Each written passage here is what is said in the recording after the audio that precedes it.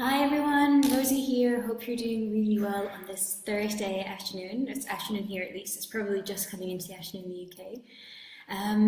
And today I want to talk about something which I've personally found helped me back a little bit, and it can be really tempting to hold people back. So I want to make sure that you understand that this doesn't have to apply. You don't have to be like this to be successful.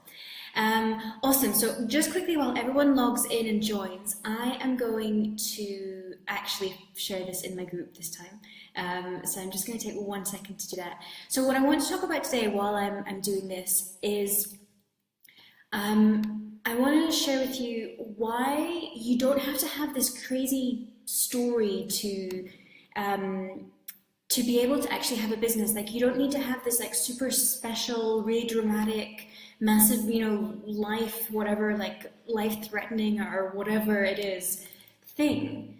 I'm just gonna post it super quickly, just so they can see it as well. There we go.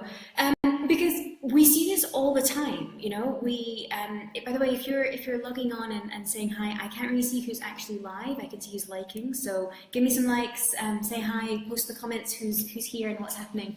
Last time I didn't see anyone live. I don't know why. I'm doing it from my desktop, which doesn't show the same stuff as on my phone. So let me know that you're here, and also, like, when you want to ask questions and stuff, just type questions in the comments and I'll get to them at the end of what I have to say, and I'd love to to help you out and talk to you while we're both all live here. So talking about stories, because there's this marketing technique, basically, and I've been a student of marketing now for quite a long time, so I kind of can see it when it's happening. But there's this marketing technique, which is that you want the audience to realize that you were like way below at whatever their level of capability was, and you still made it, and therefore the sort of implications, well, they're better than you, or they're more advanced than you, or less of a mess than you, and therefore they can make it as well. Which leads to this thing of, I was like 7,000 kilos and then I became a size 0, or I was homeless and living on the streets and then I became a multimillionaire. Or, I was nearly dying and this happened and that happened, and, full on drama. And then, I got my nice outcome. And it makes normal people feel like they don't have a big enough story or a cool enough or more dramatic enough story to actually be worth listening to. And that is not the case at all. So everyone throughout your life, you've had problems and you've overcome obstacles and you've had trials and tribulations and you've learned stuff and you've developed and you've pushed through things and you have a really valuable story to tell. You may or may not have had a life-threatening illness or been massively overweight or done this or done that, and that's okay. You still have something of value and you can still help other people. That's really the core of it, is that you don't need to have had this like full-on, total life-ending drama before you to be able to actually help other people.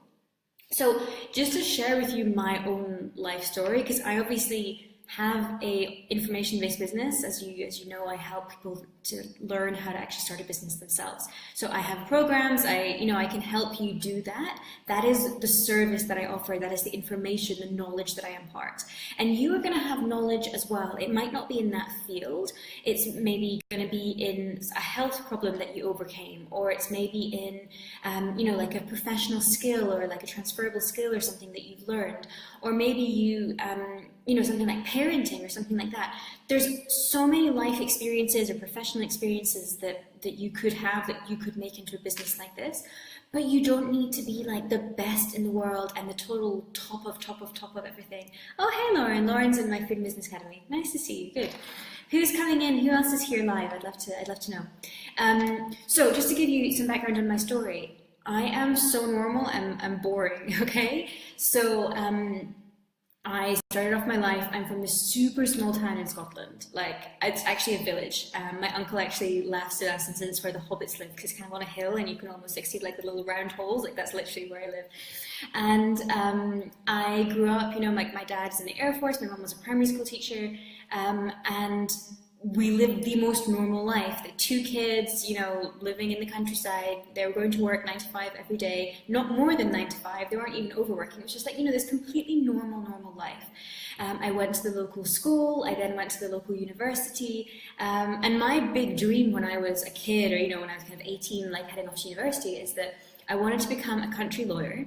And I wanted to marry a farmer because farmers have land and I could have a horse. And that's basically that was the sum sort of ambition of my life, that was what I wanted. Just stay in my local area and just live this nice country lifestyle.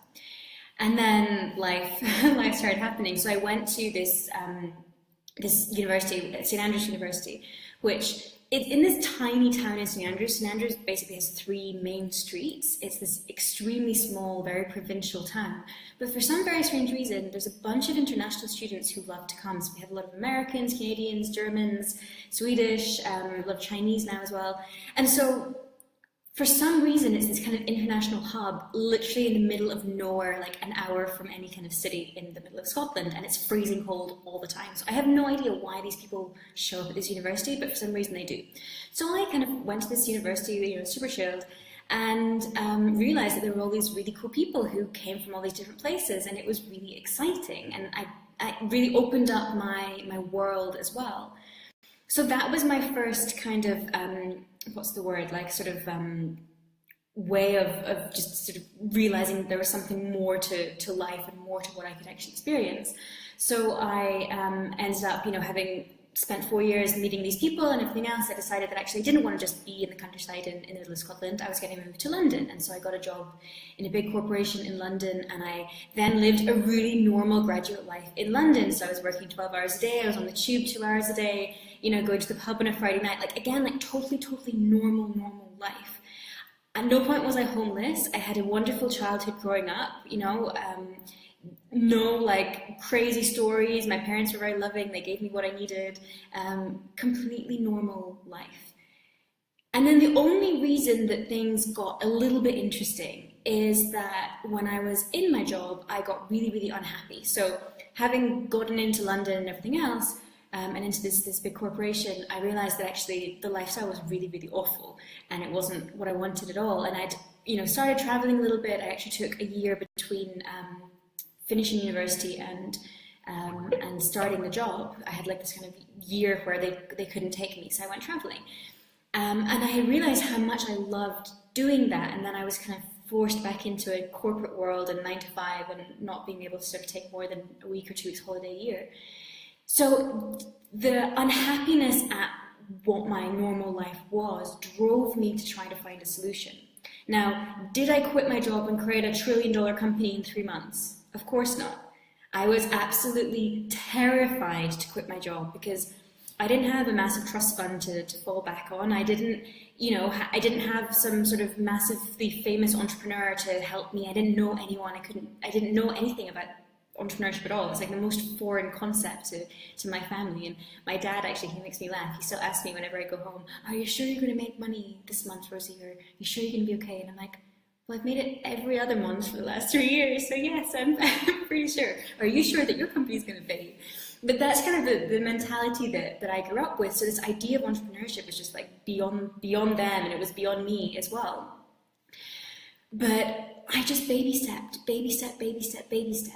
And, I eventually found a way of me actually starting a company which didn't require me to quit my job immediately. I started just blogging and doing little bits here and there on the side, and bit by bit I found my way. I eventually found the mentors who helped me. I found a business model that was going to work for me, and I developed what I needed to develop. Now, could I have ever started the business that I have now, which is obviously teaching women how to start a business? Could I have ever foreseen that I could do that, or ever foreseen that I would be able to run such a business? Of course not, because I had to go through that journey and through that process, those little tiny baby steps, making those mistakes, not understanding what to do and finding a solution, and also being sensible. So at no point did I just sort of, run away and just do what I wanted to do and just quit my job and go and become a yoga person in Thailand or something. I knew I had to be sensible. I knew I had to have savings, and I knew I had to think about the future.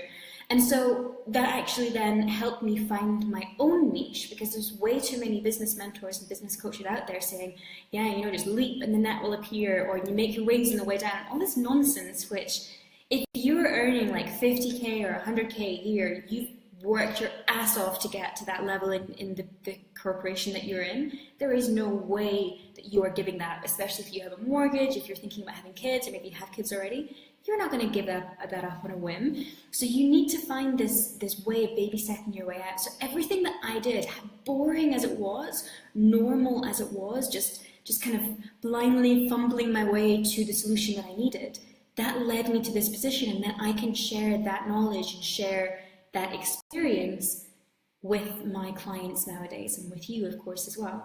So there will be something in your life where you have done something similar. It's probably not business related, or you probably wouldn't be watching this, but there will be something in your life that you've lost weight, or you've learned how to handle an unruly child, or you've learned something in the professional world, or something where it doesn't seem very big, it doesn't seem like it's that exciting. You've led a really normal life and you don't have any crazy stuff to talk about, but that is worth something. You can help people.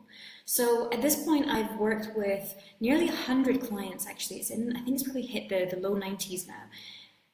And if I can say so, I literally change their lives by what I do, because once they've got a business, once they've actually, learned how to build the business, they've got a few clients, and they're actually replacing their salaries, then they can quit their job. And if you can quit your job, you've freed up like 60 hours a week of your time.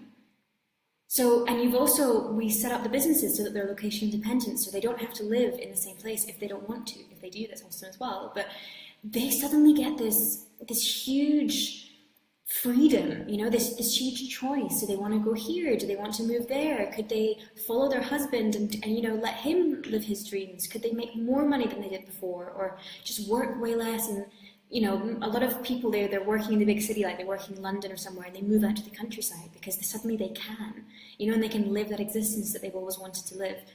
So the point is that in my own little way, I'm changing their lives, and then whatever they're doing, which could be anything from, we've got like wellness coaches, stress management people, political education is one of them, one person who teaches people how to manage their horse's pregnancy process, basically. Whatever their realm of expertise is, or their realm of knowledge is, they're then helping their clients as well. They're changing their clients' lives in whatever capacity they've built their business in. So there's this sort of trickle-down effect as well, if you're helping other people to do whatever it is that they solve the problem that they didn't know they didn't know how to solve before. So no matter how normal you are, just remember that you have this power to help other people, and you have something which is worth money. It's worth something. You can help other people, you can change their lives. They will happily pay for it because you're going to give them so much more value than you're taking in terms of your fee. And you can go off and create your ideal lifestyle with this as well. So if you want to learn more about this, I've got a free training for you, free webinar. You can sign up. The link is in the description at the top of this video. And it's a webinar called How to Start a Freedom Business and on an online business and escape your job in 6 months without having to actually quit your job first. And this is really important to me, that you build this business alongside your job, so you're not making any of these massive, big scary leaps, because that just puts too much pressure on you. And this training is people who don't even have a business idea, who are not techie at all, don't think that an online business is something where you have to be some kind of coding genius or something. That's not at all what it is. And also someone who is scared, is lacking confidence in their own power, in their own business idea, in their own skills that they can actually share with the world. So on the webinar, I cover 3 parts, really. I call it 3 secrets. So the first secret is how to start a business, even if you don't even have a business idea yet. So most people think you've got to perfect the idea first, but actually that's wrong. I'm going to show you why that is. The second part of what we talk about is how to actually drop all that fear and doubt and all the drama that's going on in your head to become super, super confident in your business idea. Because only when you're really confident in yourself will you let yourself start taking action, and will you let yourself actually start creating the reality of the business and not just keep it all in your head. And then the third part is how you can actually start your business in an hour a day alongside your job, even if you've got zero tech skills. So that's what we teach in the third part of the webinar. So if you would like to join us and learn all about that, and we'd love to have you, you can join the link above the video here. I'll put it in the comments as well. And we would love to have you there. So who is live now? If you've got any comments, any questions, anything that you would like to ask, I'm just going to put this link in the comment as well while we're live. So let me know if you have it.